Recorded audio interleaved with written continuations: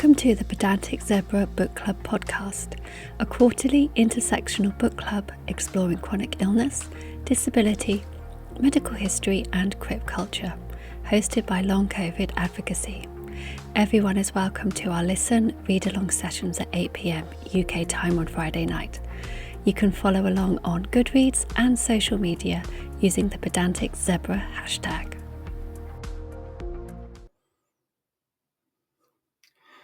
Hello everyone, and welcome to the first ever Pedantic Zebra Book Club live streamed, and it's hosted by Long COVID Advocacy. I'm Rupert Hyam, and today we'll be talking to our first guest, Dr Jonathan Stea, who's Adjunct Professor in the Department of Psychology at the University of Calgary and a full-time practising psychologist. And we'll be discussing his book today, Mind the Science, Saving Your Mental Health from the Wellness Industry. And our focus will particularly be on his analysis of pseudoscience and how that impacts those experiencing chronic illness. You can find all the useful links in the YouTube description and in the outro video at the end of this podcast. But if you find our work and our discussion helpful today, then please do give us a follow, like, and subscribe. So, without further ado, I shall invite Dr. Jonathan to join us. Hello. Hi, it's great to see you, Jonathan. Thanks so much for joining us and being our first ever guest. It's my honor. I'm so grateful to be here and so happy that people that you and Long COVID Advocacy would choose my book as part of your book club, and it's a real honor. Thanks for saying so. I think the honour's ours. We were speaking just before, and I was speaking with my colleagues here at Long COVID Advocacy, how we appreciated the passion and intent behind this book, the strength of its message, and the real sense of a mission in fighting against the predatory behaviour of some aspects of the wellness industry, and the need to stand up for recognised clinically based medicine in the face of that sort of the seductive charms of that world. And at the same time, with our audience in mind, we'll have lots of listeners today whose experience of regular authorised medicine has been rocky, and are perhaps more at risk or more drawn towards alternatives because of some of those experiences, and really like to take the chance to explore the ways in which that happens and what we can learn and take away from your experience in this field as a response. So I have some questions here. They've been somewhat carefully crafted, so if you see me reading rather than being utterly spontaneous, I hope everyone will forgive me, but I'd like to get them right. So let me start, if I can, just at the beginning with chapter 1, which gives some examples of the scale at which misinformation is now being shared and consumed in the social media age. Can you give our listeners a sense of this? And can you share perhaps your 3 top tips for identifying when you're being misinformed? I love that question. It's very it's on board. The misinformation problem is absolutely huge right now. It actually has a term. The World Health Organization dubbed it an infodemic, which basically means there's so much information in our information landscape that we don't even know what to do with it. Our brains have a very difficult time parsing what is real, what is fake, what's misinformation, what's true, what's not, what's credible and what's not. And so it's very, very difficult. As we know in my book, I try to have that misinformation topic kind of be a bit more focused in the mental health space. And yeah, it's super rampant. I think social media has exacerbated the problem. We have a research literature to kind of back up that idea. For example, I can just allude to one study that, found that it analyzed the top videos about ADHD on TikTok, and it found that over half of those videos were misleading. Those videos were viewed over 1 million times, which is just a mind-boggling number. Similarly, I think I mentioned in the book, we recently published a study. I was invited onto a research team, which was a real honor to participate in a very similar study where we looked at the top 1,000 videos on TikTok with the hashtag mental health. And we found that a third of those videos were misleading, that offered advice and misinformation, or advice and information. And those videos were viewed over 1 billion times. So that just kind of speaks to the pervasiveness of and sort of the depth of misinformation. Now, your other question was about the top tips, I suppose, for how to rein in this stuff, or at least navigate that misinformation space. I wish I had a good shorthand, concise way of saying it. I think what I might instead say is kind of back to my book. I did, in the back section of my book, there's the mind, the takeaways section. And I tried to use that section kind of as a cheat sheet for people to try to navigate misinformation space. So I'd say my top 3 is really to try to get to know the pseudoscientific warning signs. There's about 9 of them. And so when people can start to learn and even maybe not memorize, but kind of have that sheet kind of near them and evaluate claims with those warning signs in mind, I think that better prepares people. And similarly, I did have another 2 lists. So I'd say that's my other 2 tips with respect to alternative medicine tropes and anti-psychiatry tropes. And what I mean by that is, I really tried to make the case in the book that alternative medicine is not just a set of unsupported treatments, or it's not just a set of pseudoscientific treatments. It's really an entire ideology and a narrative, and it has these tropes and fallacies and propaganda tactics to cajole audiences and to dupe patients. And I think that when we can get familiar with those tropes, then that's one way in which we can try to protect ourselves from that misinformation. Thank you. I mean, I remember I found it really striking that on page 10, that advert that you pulled up from around 1905 for, what was it, Clark Stanley's snake oil liniment. So striking, from 120 120 years ago. Didn't even contain snake oil. It wasn't even in No, but it was also the fact, and one of your key warning signs, wasn't it? It was the fact that when treatments make a claim to claim lots of different things, and often quite unrelated things, that's a huge warning sign. And your book's full of those other, and so that index at the back is full of lots of other, or a cheat sheet, lots of other warning signs that can be really useful in that regard. Thanks so much. So at the start of the book as well, you talk about your own experiences of your mother's chronic illness and pain. And you express sympathy with those who might have grown suspicious or even hostile towards mainstream medicine as a result of their encounters and their experiences. And I think that will have struck a chord with many of our listeners. So how far do you think medicine has come, and how much further does it still have to come in providing humane, trustworthy, effective care for those with chronic health conditions, and especially women? That's a great question too.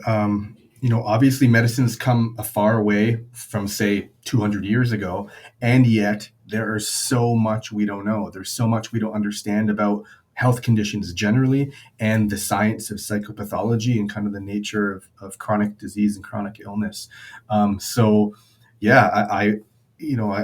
told the story of my mother in the book because I witnessed it firsthand. She has a disorder called complex regional pain syndrome, which is, that in and of itself is a disorder that's debated in the academic literature because it's just its symptoms are hard to explain medically. But again, I saw those symptoms with my own eyes. Her legs would swell up, they'd leak lymphatic fluid. She had excruciating pain to the extent that wind or, water would just, it'd be like pouring gasoline on her body. Like it was really bad. And so we spent years in my youth. She was in and out of hospital constantly, and just trying to find how to help her, how to remedy her symptoms, and it was very, very hard and a very long trek, and she's still kind of managing that. So I totally get it, and I really wanted to try to make it clear in my book that it's not about blaming and shaming people who experience health conditions for seeking alternatives, because who wouldn't do that? I totally empathize with, I get it, with that experience. I've lived it personally. I experience it clinically every day. I'm unable to help all of my patients who experience the devastation of severe addiction and mental illness, because I work in a hospital setting where I help folks with that. So yeah, medicine does have a long way to go. At the same time, I tried to make the message that, the wellness industry is not the knight in shining armor that it claims to be, and it doesn't have the solutions for that. Mainstream medicine might not either, but it's not like the wellness industry does. And I think that a lot of their advertising and marketing claims that they do, and that's what my beef with the wellness industry is, so to speak. But yeah, mainstream medicine is inherently limited and flawed, and there's gaps in our knowledge. And you asked about women, and that's the case too with women, especially historically. Women have been left out of, that's a well-documented finding in the literature, that women haven't been as studied well, say, as men, and that could limit the generalizability and validity of particular scientific findings. Yeah, and I mean, if we think about with women in mind, both within sort of biophysical medicine, but also within psychiatry as well, the notion of hysteria has wound its way through the understanding and treatment of women, and taken many forms since approaching, some might argue, even like with uses like functional medicine today, in an attempt to redistribute the blame, as it were, back onto to give physical symptoms a perhaps even a spurious cause, or a presumed cause in their mental health. Yeah, absolutely. Yeah, we definitely have a long way to go with respect to having a more, I would say, inclusive science of our health conditions, and improving our theories and models of health conditions and their treatments. Unfortunately, I don't want to throw a lot of pessimism into this, but what I'm seeing, I know you're in the UK, I'm in Canada, but what's happening in the US right now impacts everyone globally with respect to all of the cuts that they've been doing to medical research and science, and particularly the DEI kind of research, diversity kinds of research, and that's gonna make the situation even worse. Yeah. Thank you. We've got some questions, especially like on RFK. I think that some of our listeners have written in that we might get the chance to come to. In the second chapter of your book, you have a really useful emphasis on how people can become more literate in science and in mental health, and you have lots of great advice on that, how to navigate that somewhat daunting terrain. If you're not capable of fully analysing a full suite of medical papers, which I'm certainly not, then what's the next best thing? And that's a really useful section. But I also want to ask you, so I invite you to tell us a little more about that. But I want to ask you sort of a follow-up as well, which is I think something that many of our listeners may have experienced when they come to medical appointments with some knowledge, because their conditions are poorly understood. So they've really tried to do some research and learn more. And then when expressing that knowledge, they've encountered hostility or even pushback, or even that's raised red flags for those who have said that they are perhaps unwilling or hostile to treatment. So have you experienced those sorts of behaviours from practitioners? And how would you advise our listeners to engage with that sort of difficulty? Well, yes, I think that's a huge problem. It's a tragedy, because as we sort of mentioned, when current bona fide mental health profession, or just health professions in general, when they invalidate patients who come to their sessions and their appointments and are hostile to them, or are rude, or question them, that's a terrible thing. It makes health outcomes worse. It drives people more into the hands of the wellness industry and pseudoscientific grifters, so to speak. And it's not ethical or competent care, in my view. it's an unfortunate reality, and it's quite honest. I don't.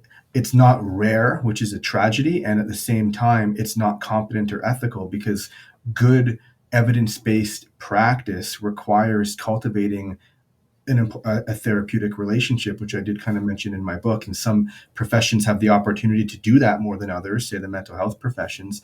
But the therapeutic relationship is extremely important, and any clinician worth their salt is going to hear out, listen to patients, validate their concerns, see them, and do their very best to co-explore and navigate their health conditions, and refer out if needed, or just try to co-explore how to troubleshoot that. And the antithesis of that is hostility and invalidation. And we know, even from the research literature, that that's harmful and it worsens health outcomes. So your other question was, well, how do we navigate that from a patient perspective? I wish I had the answer to that, and it would sort of depend on the particular situation, I suppose. For some people who are comfortable bringing it up with their practitioners or clinicians, I would suggest that I would sort of trying to be assertive, which I know can be very stressful and anxiety provoking, but to try to name what they're experiencing, bring it to the attention of the practitioner to see if they're willing to change. And if they're not, find another practitioner. I mean, that's a very general statement, but that's what I would say.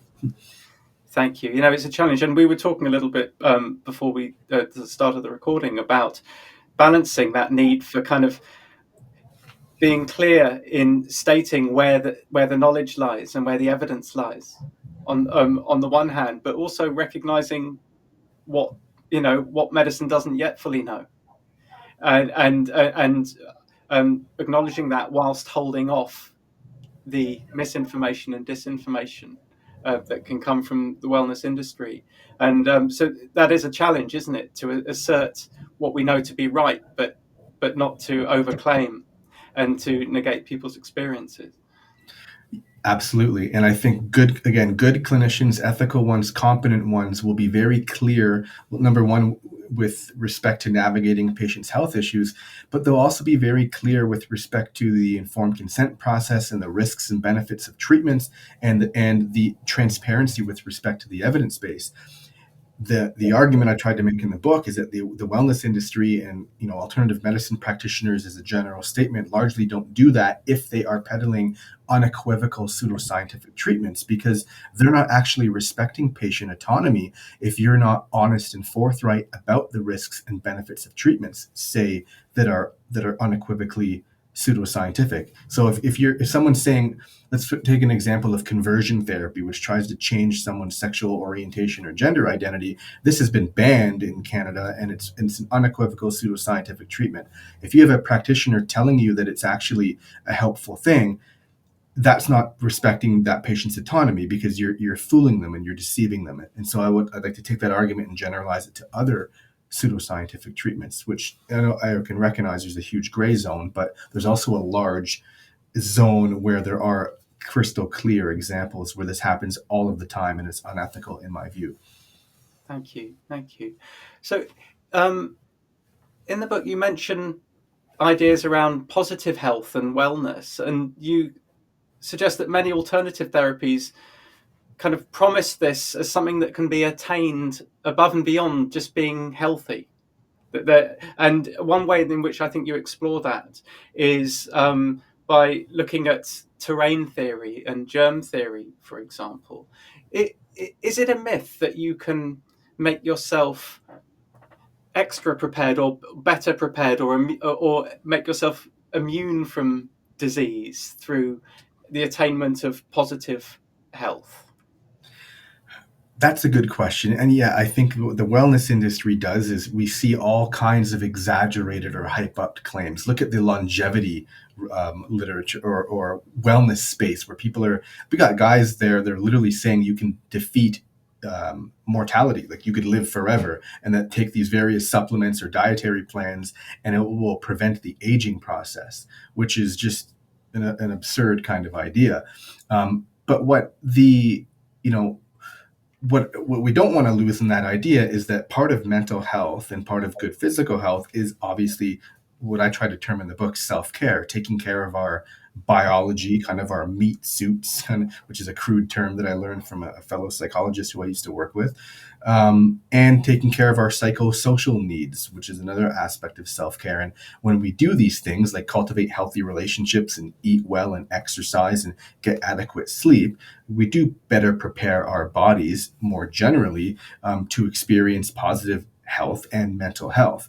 That's not to say that there's a magical elixir dietary plan that could do that, or a special supplement that can do that. It's more of just very, very basic self-care activities, which rightly fall under the purview of evidence-based medicine. I've been running a self-care group as part of group therapy in my clinic for over 10 years. Every day as part of treatment for addiction and mental health concerns. It's not the it's not the only solution. It's foundational, but a treatment plan requires more than that as well. Right. I mean, no, I won't go down that digression. I'm going to stick to my list of questions because I think, especially for people in the chronic health community, the pandemic has been such a rupture, and it sticks in the claw of many when people talk about it as over, especially in this community. Your book presents kind of an overall narrative of medicine having come from shaky foundations towards increasingly robust and objective science. And you mentioned the pandemic as a critical point in identifying the gap between science and pseudoscience. But I wonder, hasn't the official medical response to the pandemic been dangerously wayward in several aspects, such as through claiming initially that children were immune from infection and that closing schools wasn't necessary, that they wouldn't be carriers, for example, and on the continuing failure in many circles to identify and act on COVID being an airborne in transmission. I think quite a lot of people who may have had shaky experiences of their chronic conditions may have had their faith, shaken by the pandemic, in those traditional medical responses and the authoritative responses, and maybe that again can make them more susceptible to those siren voices. Yeah, I think it's layered. It's layered, right? It's a complicated issue. I think what COVID-19 or what the pandemic did was it sort of, first of all, it gave the general public a front row seat to science and how science influences policy, because depending on who you are, not many people kind of, got to see science in all of its naked imperfections, and the development of vaccines and learning about the nature of COVID, and that happened in real time, and the world was watching. And you're right, for a lot of people, when that influenced policy decisions that turned out later to be wrong or unhelpful, that fueled more distrust in kind of that process. And yeah, I totally agree with you. I think for others, it might have actually made them appreciate kind of the tentativeness and the difficulty of the scientific process as well, and trying to see how policy changes can also be an iterative, fluid process that would change over time. I think the other layer here is that on top of all of that happening, kind of, errors and learning about science as we go, we also had entire anti-science movements fueling the fire, so to speak, and magnifying that mistrust for their own exploitation and benefits. I think that's in part what helped the rise of the anti-vaccine movement. So it's been around for a very, very long time, but it's very mainstream now, in part because of that mistrust and in part because of the propaganda that's been around it. And so now we're getting very old anti-vaccine tropes that are now mainstream, such as the idea that vaccines cause autism, or RFK Jr. saying things like HIV doesn't cause AIDS. I mean, these are ridiculous ideas that I think were born out of the mistrust from the COVID-19 pandemic, but also exacerbated tenfold by anti-vaccine propaganda vehicles, which is the anti-vaccine movement. Yeah, and so many aspects of that we could talk about, but one of them is this individualization of health, potentially as well. One of the real challenges of the pandemic was the idea that this was something collective, and where our actions, we had to consider them at least equally from the perspective of caring for others as for caring from ourselves. But that doesn't accord well at all with the philosophy of the wellness industry, for example. The idea that one has to, that one has to look out for others. But I guess, but picking up on what you're saying as well, perhaps there's a sense in which when they're having to explore and explain and enact policy live in the face of a novel condition, there's a background pressure from those disinformation voices looking to step in if policymakers don't sound certain enough, if they say that they don't know yet what the right thing is to do. Absolutely. I think that they're able to, disinformers can magnify those errors and amplify it. That's what propaganda is, essentially. It takes a kernel of truth, which is sort of learning from the scientific process and magnifying it and saying that, mainstream medicine got this wrong, therefore they got everything wrong.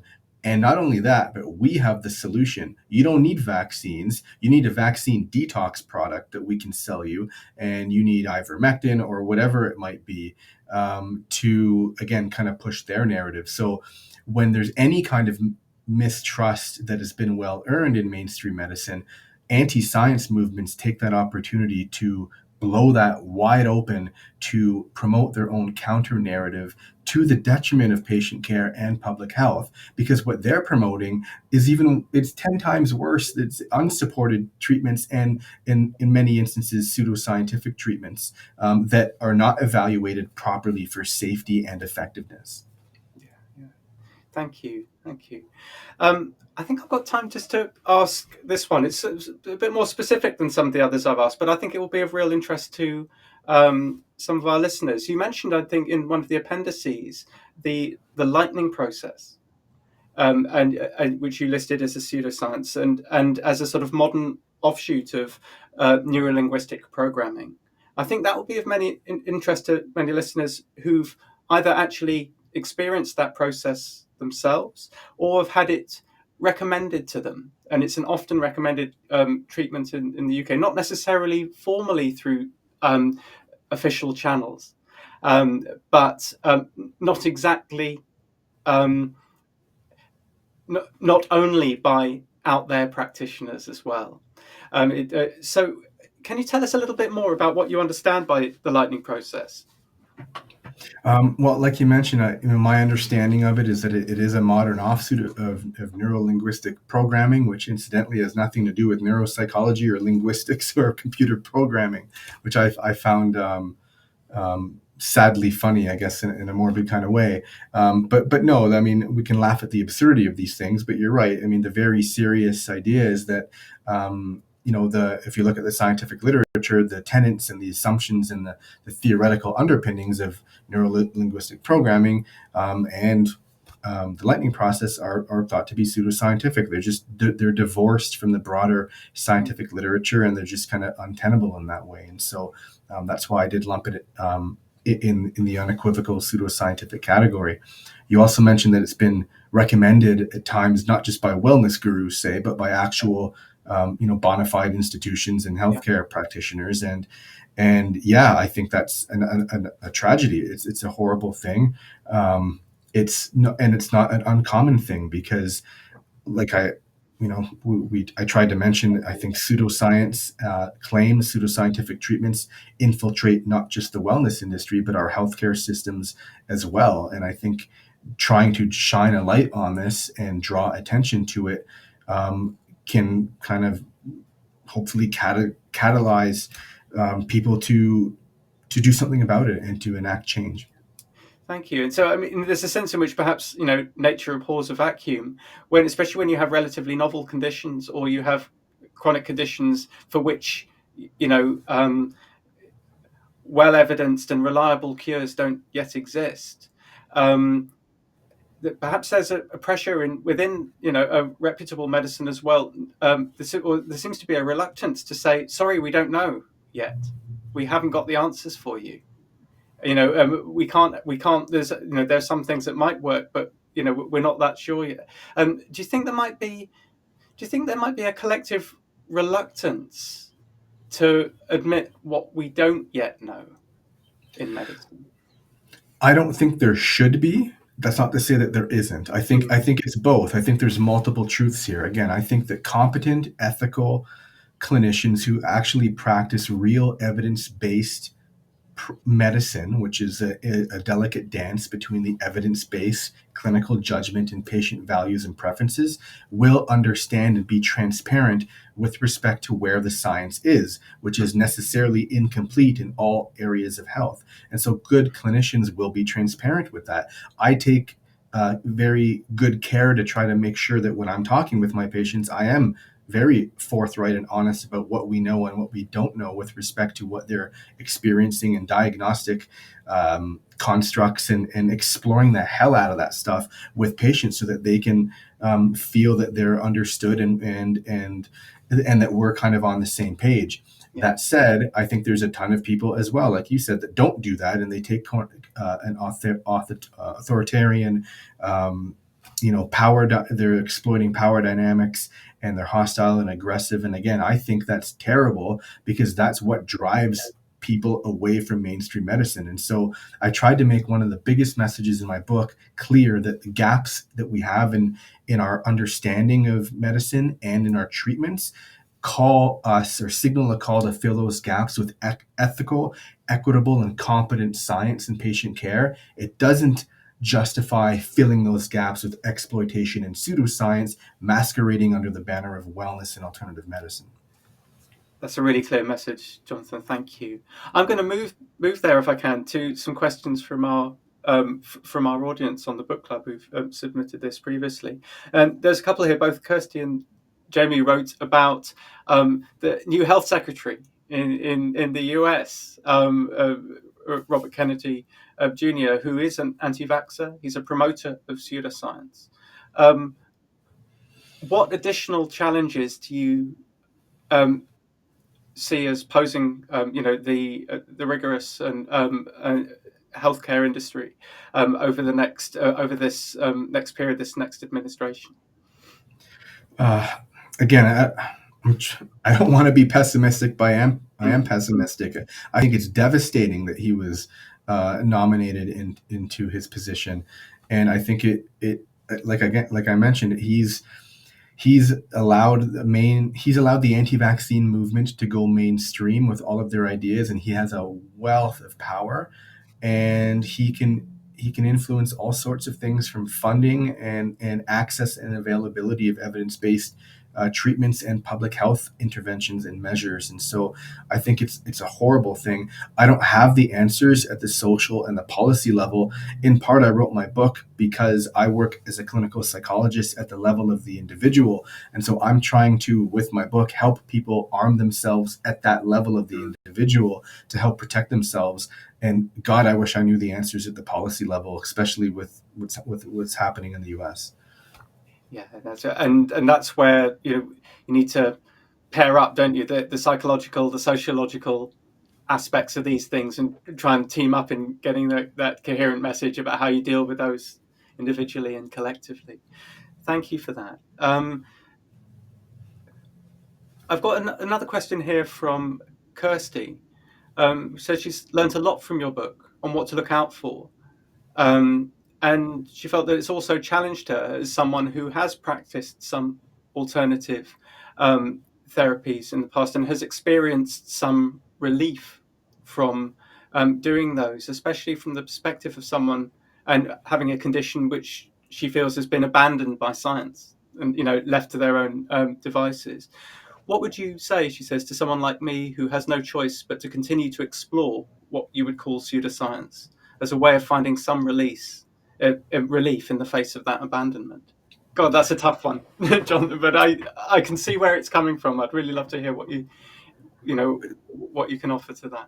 Totally, and I completely empathize with that position. And like I said, it's not rare. And so what I tried to cultivate in my book was a healthy skepticism of these ideas and these treatments. And I just want people to be more aware of what they're getting into. And more aware and just educated about what to do, again, with respect to the risks and harms of treatment, so that they can make more informed, science-informed choices with respect to their health. That's the true respecting of patient autonomy. I empathize with it because, like I said, I have a personal history with that with my mother, and clinically I see that as well. Not all of our evidence-based treatments work for recognized conditions like depression and anxiety and post-traumatic stress disorder and whatever it might be.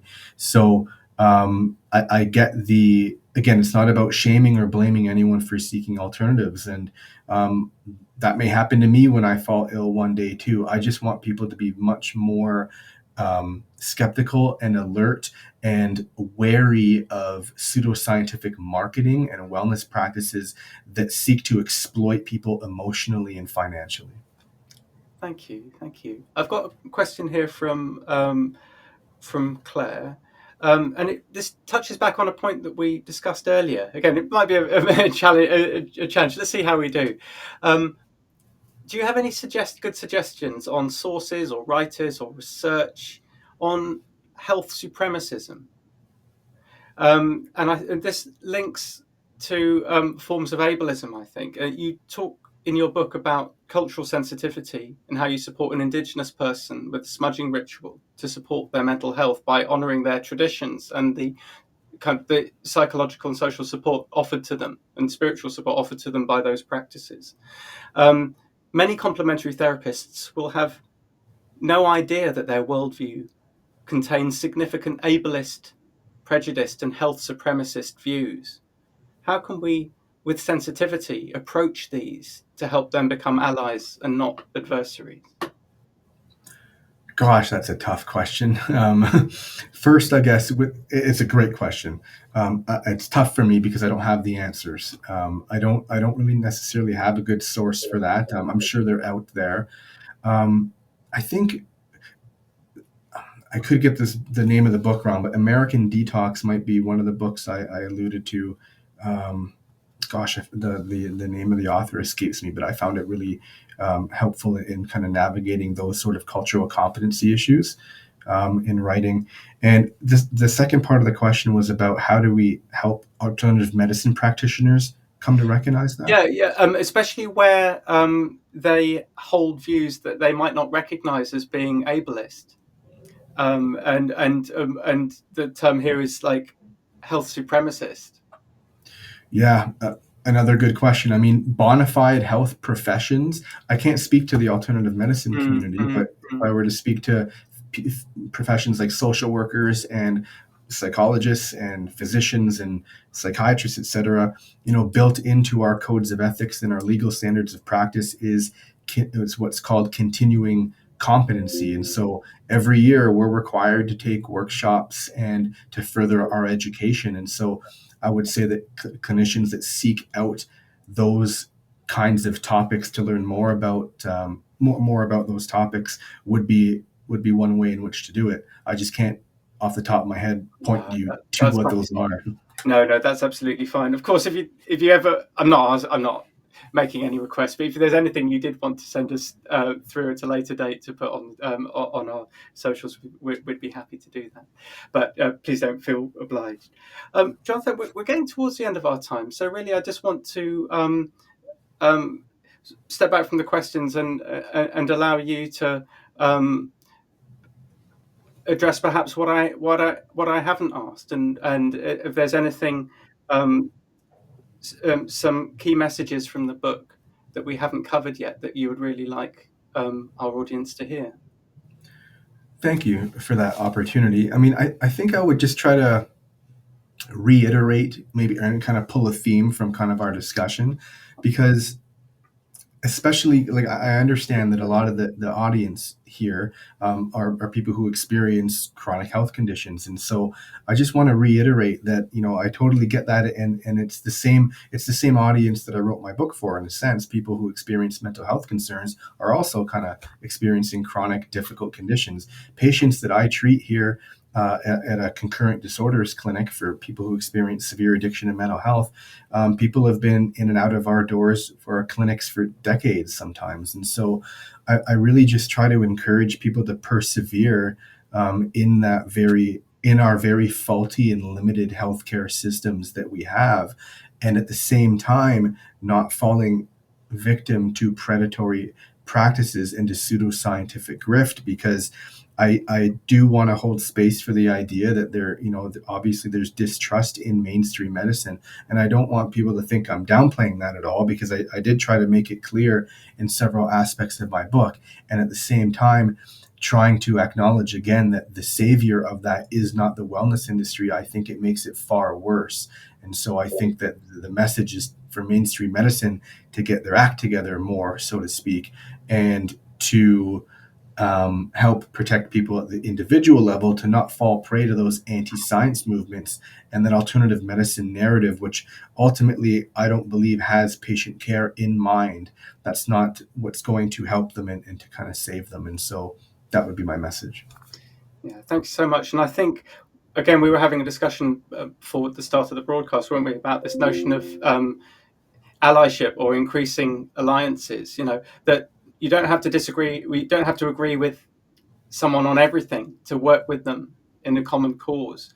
And I think if I think a little bit about why long COVID advocacy was set up, it was to try and amplify and refine the experiences and the voices of people with chronic illness, some of whom find it very difficult to express those at all, and try to reach out with amenable medical practitioners for their understandings, their experiences, and their needs to be better understood, so that they could work together and form an alliance against the predators at the gate, as it were, who are promising miracles. And it's lovely to have this opportunity to reach out and engage with someone like yourself, who's open to those and sympathetic towards those difficult experiences, and willing to admit that we don't yet have all the answers, and ready to continue that conversation. Very well said. Absolutely. And thank you, Rupert. There was a really important chat and a fun chat for me, and hopefully it was fruitful for some people. Oh, that's such a pleasure, Jonathan. So I think, and there we will sign off to what I hope has been an enjoyable first episode of our podcast. And Dr. Jonathan, thank you so much for your time, and it's been a genuine pleasure to have you. Thank you as well. Thank you. Thank you for listening to our Pedantic Zebra podcast. Please support us by subscribing and sharing. You can follow the book we are reading on social media, where we post extracts and updates so everyone can take part. Just look for the Pedantic Zebra hashtag.